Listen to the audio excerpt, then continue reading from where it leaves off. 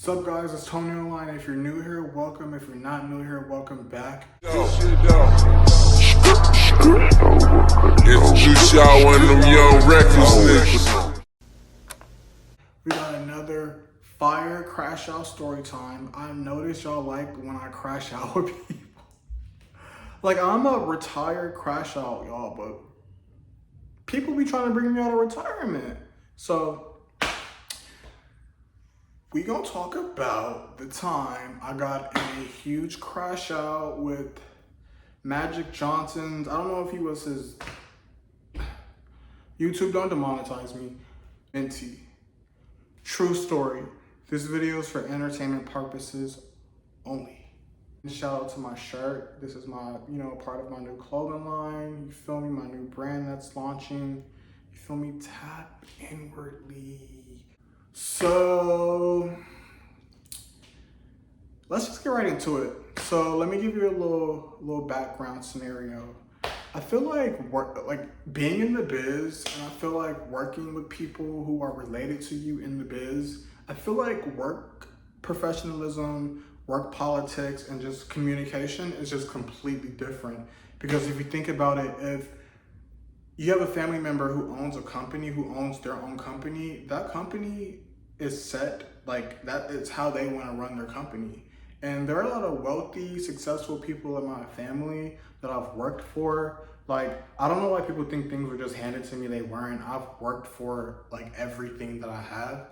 And it's not my fault that my family is richer than yours and I was able to keep a job through the connections and build my resume up with them. Not my fault.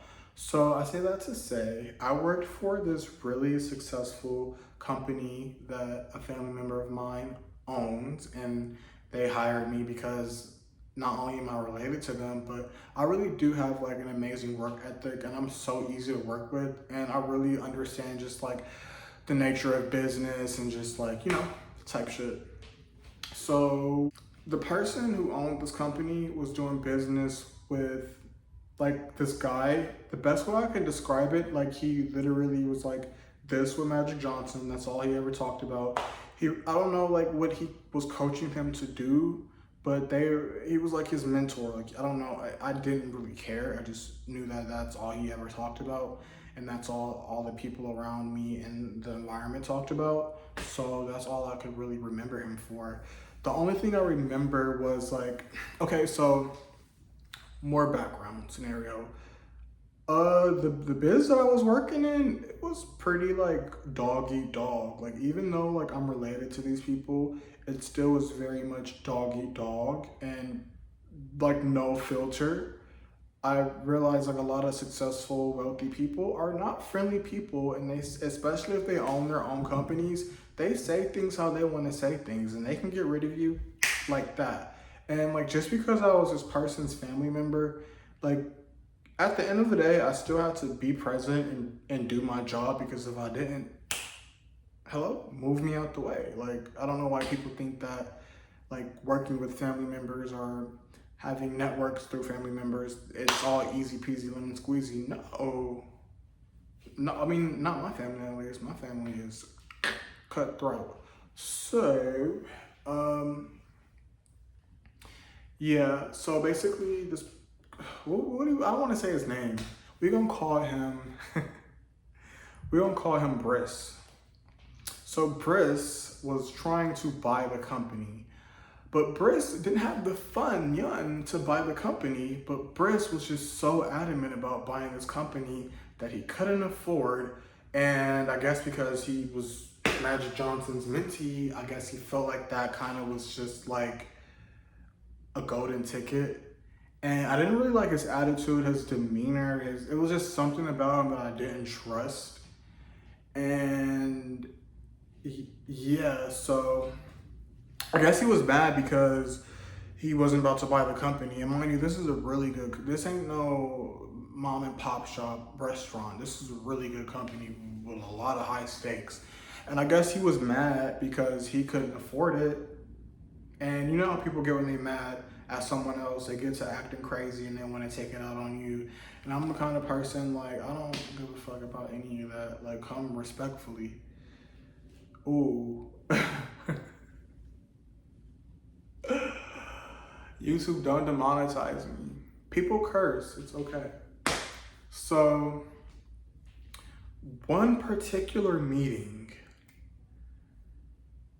we got into it like real bad. I forgot what it was about, but he just kept popping it. Like he was so powered and he kept popping it. And like one side of me is like, okay, like let me not, you feel me? Let me not go there. And then one side of me is like, we, at the end of the day, we in the streets. It can go down anywhere. So he gets a popping it and I'm just like trying to like not squabble with him in front of my family member, basically. And so I called my pops to squabble with him. Yeah, or jump him at least because he was really popping it, y'all. Like it wasn't like people be trying to paint me as a bully, but I'm not a bully. Like I respond to people. I'm not a reactive person. I respond to people. And the way he was popping it, he was already a pretty big guy.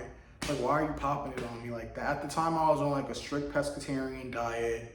And at the same time, my family member is telling me to calm down. And y'all know how it is when like someone is provoking you and you know what you can do. And the only thing stopping you is your family member's voice calming you down.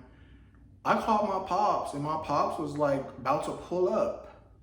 But my family member called my pops in the back end like, please don't come up here. Cause my pops is really with the ish. Like it can really go down. It can really go down. So I'm popping it. I don't know like how it de-escalated, but to make a long story short, like he was scared. And I wish I could really go into detail about this story, y'all, but y'all get the gist because literally like I can barely talk without being demonetized. It's given Tanamongo. But I'm not gonna hold you. I was popping it, and when I did like this, I forgot what I did. I did like this. Like he was popping it, and all I did was, he acted like he wanted to get up and do something. What? Yeah. And then he got scared because I called my pops, and yeah, I haven't talked to him since. I haven't seen him since. And at the end of the day, it's really nothing. Like these days, I feel like back then, like people got away with a lot, but like these days, I really don't care. That's why I'm like, I'm a retired crash out, but don't take me out of retirement because all the money I'm making ain't enough for me to not come out of retirement. You hear me? Yeah. If you like this story time, don't forget to like and subscribe, tap in, shout out. More content on the way. Out.